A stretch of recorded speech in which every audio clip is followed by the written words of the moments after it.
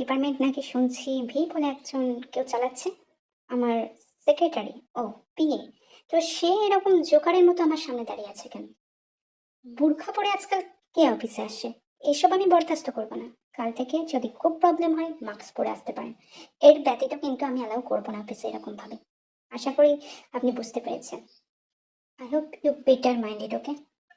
You need to go and gave me some official paper.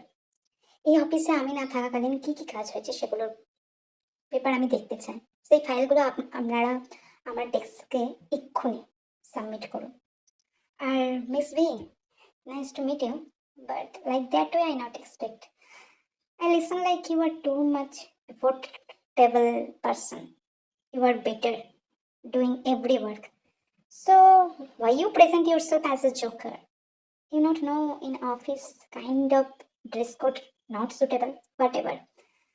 তা আমার অফিসে সবাইকে আমার পক্ষ থেকে স্বাগতম।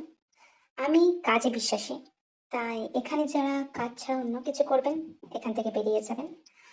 আমার মতো কথা শুনে চলতে হবে, না হলে কিন্তু এই অফিস থেকে বার করে দিতে আমি 2 মিনিটও নেবো না। এতটা ইজি আমাকে ভাববেন না। আর দ্বিতীয়ত, মিস্তে, আমার কেবিনে আপনাকেও শিফট হতে হবে। আমার সামনে বসে আপনাকে সব কাজ করতে হবে। Rather than it is too much like unserious. আমি এতদিন অফিসে ছিলাম না, আপনি আমার হয়ে সামলেছেন। এবার অফিসে কি কাজ হচ্ছে সেগুলোকেও তো আমাকে ডেপথে বুঝে নিতে হবে। আপনি যদি আপনার কেবিনে বসে কাজ করেন আমি সবটা দেখতে পারবো না। আমি কাউকে বিলিভ করি না নিজেকে ছাড়া। তো আমার সামনে আপনাকে সব কাজ করতে হবে। আমার সামনেই বসে আপনাকে সব ফাইল কমপ্লিট করতে হবে এবং সেগুলো আমার হাতে এনে দিতে হবে। সেই প্রথম দিন থেকে কলেজে শাসন থেকে শুরু করে এখন অবধি লাইক, না মানে মানুষটা কি শুধুমাত্র হুকুম করতেই জানে? এখনো হুকুমই করছে আমাকে। কি ভাবছে সেক্রেটারি পিএ হতে পারি তা বলে ওর কাজের লোক না? ওনার কাছে নিজেকে ধরা খেলে চলবে না, নিজেকে বাঁচিয়ে রাখতে হবে। কিন্তু কেউ তো এই টাইমে আসে, ওকেও তো মাঝে মাঝে ব্রেস্ট ফিডিং করাতে হয়। কি করে এই কেবিনে সবটা ম্যানেজ করব জানি না। বাচ্চাটাকে রেখে সমস্ত কাজ করে উঠতেও পারি না। হয়তো এক্ষুনি বেলাদি নিয়ে চলে আসবে। আমি আর পারছি না, আমাকে সবকিছু সামলে নিতে হবে। চাঙ্কুকের কাছে আর ধরা খেতে চাই না। আয়ু আর রোজকে শাস্তি দিয়ে নিজের মতো করে জীবনটা বাঁচতে চাই। তেকুকে আর আমি অন্য কোথাও চলে যাবো, সেখানে নতুনভাবে সবটা শুরু করব। এমনিতেও আমাদের কাগজে কলমে কোনোদিনই বিয়ে হয়নি, না অনুষ্ঠান করে বিয়ে হয়েছে। অনাগত সন্তান সমাজের চোখে যা অবৈধ এবং যা রোজ, আমি তাকে নিয়ে নিজের স্বপ্ন দেখি। ওকে, আমি মনে করি ঠিক আছে, সে কোনো দোষ করেনি। জাঙ্কুক আমার উপর অত্যাচার করতো, টর্চার করতো, হয়তো সামহাও ভালোও বেসেছিল, কিন্তু বিশ্বাস করেনি কোনোদিনও। আমাকে বিশ্বাস করতে ওর প্রবলেম হতো, তখন চেহুককে নিয়ে আমাকে সন্দেহ করতো, সবসময় আমাকে চোখে চোখে রাখতো। ভালোবাসা খানিক সময়ের জন্য মনে হতো অত্যাচার, কিছু কিছু সময় এতই রেগে যেত বা এতই জেলাসি ওকে কাবু করে ফেলতো, আমাকে দুবার হাত করতেও ভাবতো না, জোরপূর্বক আমার উপর ঝাঁপিয়ে পড়তো। আমার ইচ্ছের বিরুদ্ধে গিয়ে ওইসব কাজ করতো। সেটাকে আজ আর ভালোবাসা বলে না। তাই আমার তেগুলি ভালোবাসার ফল না। আমি চাই না চাপুক আমাদের জীবনে দ্বিতীয় পার করে আসুক। জিমিনের সাথে কথা বলতে হবে। এই company as soon as possible ছাড়তে হবে আমার। আমি আবার একটা কাজের ব্যবস্থা করে নিতে পারবো, কিন্তু চাঙ্কুকের সঙ্গে এক কেবিনে এক রুমে থাকতে আমি পারবো না। আমাকে অনেক রকম কোয়েশ্চেনের সম্মুখীন হতে হবে। এইসব প্রশ্নের উত্তর দিতে দিতে একদিন যদি ধরা খেয়ে যায় তাহলে ব্যাপারটা অন্যরকম দেখাবে। আনটিল যতদিন না আমি রোজ আর আয়ুকে শাস্তি দিতে পারছি, আর খুব শীঘ্রই তার ব্যবস্থাও হয়ে যাবে। ওদের প্রতিটি স্টেপ লক্ষ্য রাখতে বলেছি। জিমিনও লক্ষ্য রাখছে। উম, জানি না ইউনজুনের সাথে আমার কথা বলতে লাগবে। ও কি করছে এখন? ওকেও তো বলেছিলাম একটু নজরে রাখতে। যাই হোক, এখন এখান থেকে যেতে হবে। ওনার সামনে আর বেশিক্ষণ দাঁড়িয়ে থাকতে ইচ্ছে করছে না। ম্যাম, তেগুকে আর রাখা যাচ্ছে না। আপনি যে বললেন ও তো কিছুতেই মানছে না। যতই হোক একটা দুগ্ধজাত শিশু, যার বয়স এখনো 1 বছর হয়নি। আমি নিয়ে যাচ্ছি ওখানে। আপনি প্লিজ ওকে একটু ব্রেস্ট ফিডিং করিয়ে দেবেন। আমি কিছুতেই ওকে আটকে রাখতে পারছি না, সামনে রাখতে পারছি না, প্রচুর কাঁদছে। আমি দেখে থাকতে পারছি না ম্যাম। আমি এক্ষুনি নিয়ে আসছি আপনার কাছে। আপনি প্লিজ ওকে একটু ব্রেস্ট ফিডিং করিয়ে দেবেন। ও এত কাঁদছে, এত কাঁদছে, ওর চোখ মুখ লাল হয়ে গিয়েছে। যতই হোক মায়ের বুকের সন্তান। আমি নিয়ে আসছি, আপনি রেডি থাকুন। কেটিএইচ আমরা সবকিছুই চেষ্টা করছি। রোজ আর আয়ু এই দুদিনের মধ্যে আপনার উপর বড়সড় আক্রমণ করতে চলেছে। আশা করি আপনি নিজেকে সেফ রাখবেন। আমি আপনার ম্যাগনেটে একটা ব্রেসলেট দিয়েছি। ওটা আপনি হাতে সবসময় পরে থাকবেন। আর চিন্তা করবেন না, আমি নিয়ে যাচ্ছি আপনার সন্তানকে। আহ, বেলা দিয়ে আর আমি গিয়ে আপনাকে দিয়ে আসছি ওকে। আর প্রতিটা মুহূর্তে আমাকে কল করবেন, আমি কিন্তু আপনাকে নিয়ে যাব। লন্ডনে আসার পর কিছু স্মাগলার ইউনজুনকে ধরে নিয়ে গিয়ে তাকে বিক্রি করে দিতে চেয়েছিল, ওকে ফাঁসাতে চেয়েছিল বড় কাছে। তেহান তাকে রক্ষা করে, নিজের বাড়িতে আশ্রয় দেয় এবং তারপরে ইউনজুন কেটিএইচ এর হয়ে কাজ করে, একদম নিজের দিদির মতো দেখে রাখে। সেদিন সে বুঝেছিল উম, সৃষ্টিকর্তা বলেও কেউ আছে, যাদের কেউ নেই তাদের সৃষ্টিকর্তা আছে। আর তে এক প্রকার দেবদূত হয়েই তাকে বাঁচিয়েছিল, যার জন্য ইউনজুন তার প্রতি চিরকৃতজ্ঞ।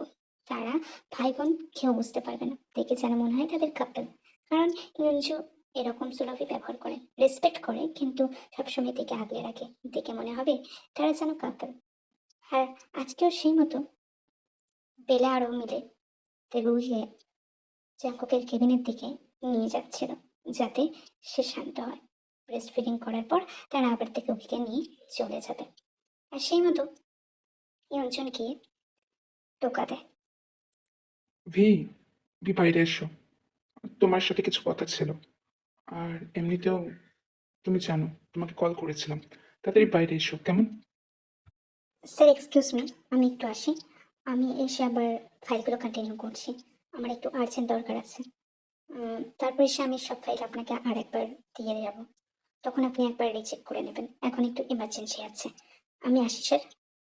মিস ভি, আমি শুনেছিলাম আপনি সব কাজ খুব এফোর্ট দিয়ে করেন, আপনি অফিসের রুল ভীষণভাবে মেনে চলেন। তাহলে অফিস ওয়ার্কে এই ধরনের অ্যালাউন্স আমি তো গ্রাহ্য করবো না। আপনার যা দরকার আপনি কেবিনেই করুন, আমি আপনাকে অ্যালাউ করতে পারবো না। এমনিতেও ইম্পর্টেন্ট ফাইল চেকিং হচ্ছিল, আর তার মাঝে আপনি হুট করে বলে বসলেন এক্সকিউজ মি। কি কোন জন্য আপনাকে আমি এখন বাইরে যেতে দেবো? আমার এই কাজগুলো দরকার। তে আমাকে এড়িয়ে চলছো, বুঝতে পেরেছি, কিন্তু তোমার চোখ, সে তো চিনে নিয়েছে আমায়। মুখে মাস্ক পরলে কি আমার থেকে লুকানো যাবে? বিগত অনেক বছর আমি তোমাকে কাছে পাইনি, আমি যখন এসেই পড়েছি, এখন থেকে তুমি আমার চোখের আড়ালে কখনোই যাবে না। তোমাকে যা করতে হবে আমার চোখের সামনে করতে হবে। আমিও দেখি কিভাবে তুমি আমায় মার দাও। পেছনে আমার হয়ে খেলছো না, আমিও তোমার পেছনে কত রকম খেলা খেলছি তোমার কোনো জানা নেই। তুমি যদি কেটিএস হতে পারো, আমিও তাদের জেজেকে, এটা তুমি ভুলে গেছো। যাই, miss view, why you taking too much time? Just came, whatever needed to hear. তারপর ঝাঙ্কুক দেখলো ভি নিজের কোলে করে একটা সদ্যজাত ফুটফুটে বাচ্চাকে নিয়ে কেবিনে ঢুকছে। তারপর আলতো করে চুমু খেলো তার মাথার কাছে, তাকে কোলে আগলে নিয়ে ছুঁয়ে দিচ্ছে সব জায়গায়। জাঙ্কুকের চোখে জল এলো। জাঙ্কুক মনে মনে ভাবলো, তাহলে কি এটাই তাদের সন্তান? কিন্তু কি করে পসিবল? আমি তো হসপিটালে ছিলাম তখন, আমি শুনেছিলাম তারা বলেছিল অন দ্য স্পটে তের ভীষণ ব্লিডিং হয়েছিল, মিসক্যারেজ হয়ে যাওয়ার সম্ভাবনাই তার থেকে বেশি। তাহলে কি ওই নতুন ছেলেটা ওর সাথেই? না না, এইসব হবে না, এটা হতে পারে না। ভি আমায় অনেক ভালোবাসে, ভি বাদে ও তো অনেক ভালোবাসতো। হ্যাঁ জানি, আমার অত্যাচারগুলোকেও ও সহ্য করে নিতে ভালোবেসে। ও তো তাহলে কি নতুন জীবন শুরু করেছে? না না, আমাকে ছাড়া নতুন জীবন শুরু করতে পারে না। আমি ওর স্বামী, বাই হোক বা ক্রোক।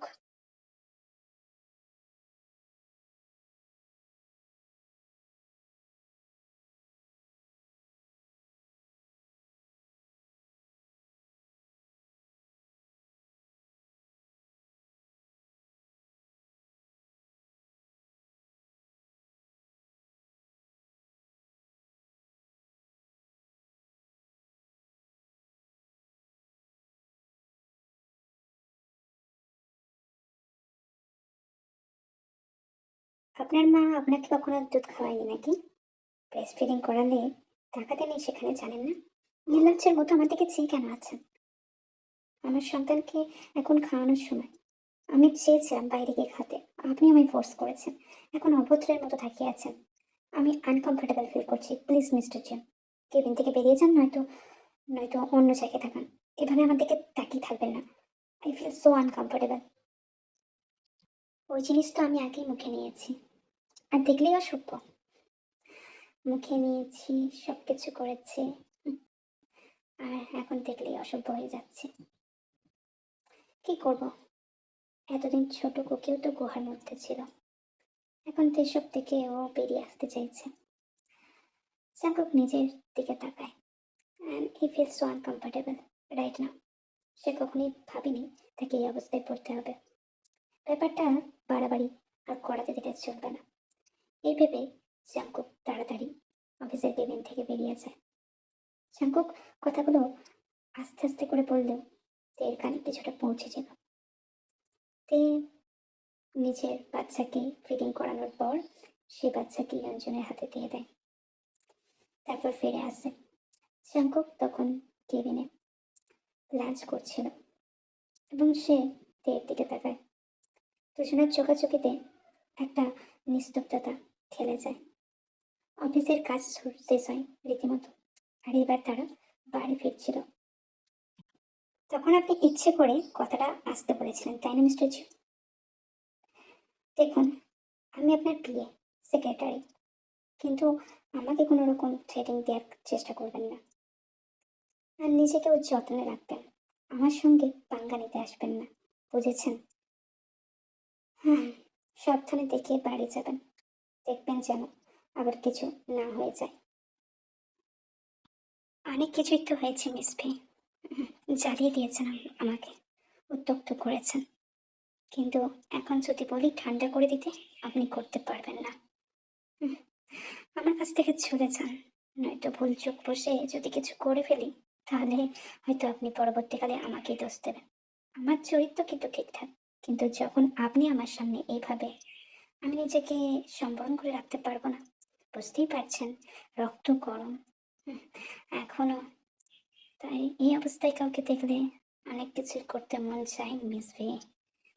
হুম, যদি আমিও ওই স্বাদের ভাগ পেতাম তার থেকে, তাহলে খুব ভালো হতো। কিন্তু আপনি তো ওই স্বাদের ভাগ আপনার সন্তান ছাড়া অন্য কাউকে দেবেন না মনে হয়। হুম, যদি চান আমি একবার টেস্ট করে দেখতেই পারি। স্ট্রবেরি মিল্ক খাবার তো আমারও চিরকালের শখ। তার বদলে যদি আপনি চান, আমার থেকে ব্যানানা মিল্কও পেয়ে যেতে পারেন। কি বলেন? স্থান কাল পাত্র থেকে কথা বলতে হয় মিস্টার জন। সেখানে সেখানে যা কিছু আপনার করলেই চলে না। একটু ঠোঁটের লাগাম টানুন। আর আপনার লাগামের খুব দরকার, সেখানে সেখানে লাগাম ছাড়া হলে বিপদ আছে। বুঝতেই পারছেন, আপনার এই ছোট ছোট চাহিদাগুলো পূরণ করার জন্য অনেক মেয়ে পেয়ে যাবেন। আমার সামনে এরকম অসভ্যতামি করতে আসবেন না।